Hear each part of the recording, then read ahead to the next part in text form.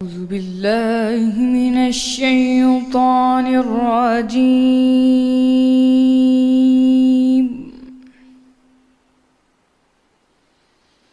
بسم الله الرحمن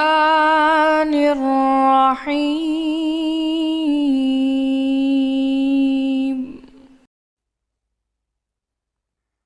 پوچھو تو کہ جو زینت و آرائش اور کھانے پینے کی پاکیزہ چیزیں اللہ نے اپنے بندوں کے لیے پیدا کی ہیں ان کو حرام کس نے کیا ہے؟ کہہ دو کہ یہ چیزیں دنیا کی زندگی میں ایمان لانے والوں کے لیے ہیں اور قیامت کے دن خاص انہی کا حصہ ہوں گی۔ اسی طرح اللہ اپنی آیتیں سمجھنے والوں کے لیے کھول کھول کر بیان فرماتا ہے۔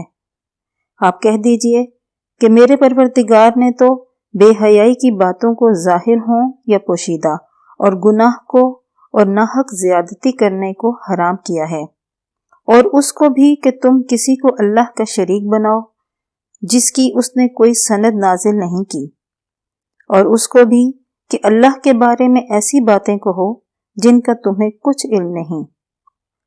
اور ہر ایک گروہ کے لیے ایک وقت مقرر ہے، جب وہ آ جاتا ہے تو نہ تو ایک گھڑی دیر کر سکتے ہیں نہ جلدی۔ اے بنی آدم، ہم تم کو یہ نصیحت ہمیشہ کرتے رہے ہیں کہ جب ہمارے پیغمبر تمہارے پاس آیا کریں اور ہماری آیتیں تم کو سنایا کریں تو ان پر ایمان لایا کرو، کہ جو شخص ان پر ایمان لا کر اللہ سے ڈرتا رہے گا اور اپنی حالت درست رکھے گا تو ایسے لوگوں کو نہ کچھ خوف ہوگا اور نہ وہ غمگین ہوں گے، اور جنہوں نے ہماری آیتوں کو جھٹلایا اور ان سے سرتابی کی وہی دوزخی ہیں کہ ہمیشہ اس میں جلتے رہیں گے۔ تو اس سے زیادہ ظالم کون ہے جو اللہ پر جھوٹ باندھے یا اس کی آیتوں کو جھٹلائے؟ ان کو ان کے نصیب کا لکھا ملتا ہی رہے گا، یہاں تک کہ جب ان کے پاس ہمارے بھیجے ہوئے فرشتے جان نکالنے آئیں گے تو کہیں گے کہ جن کو تم اللہ کے سوا پکارا کرتے تھے وہ اب کہاں ہیں؟ وہ کہیں گے معلوم نہیں کہ وہ ہم سے کہاں غائب ہو گئے، اور اقرار کریں گے کہ بے شک وہ کافر تھے۔ تو اللہ فرمائے گا کہ جنوں اور انسانوں کی جو جماعتیں تم سے پہلے ہو گزری ہیں انہی کے ساتھ تم بھی داخل جہنم ہو جاؤ۔ جب ایک جماعت وہاں جا داخل ہوگی تو اپنی مذہبی بہن یعنی اپنی جیسی دوسری جماعت پر لعنت کرے گی، یہاں تک کہ جب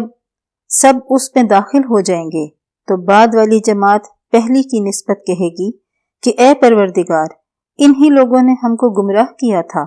تو ان کو آتش جہنم کا دگنا عذاب دے۔ اللہ فرمائے گا کہ تم سب کو دگنا عذاب دیا جائے گا مگر تم نہیں جانتے، اور پہلی جماعت بعد والی جماعت سے کہے گی کہ تم کو ہم پر بھی کچھ فضیلت نہ ہوئی، تو جو عمل تم کیا کرتے تھے اس کے بدلے میں عذاب کے مزے چکھو۔ صدق اللہ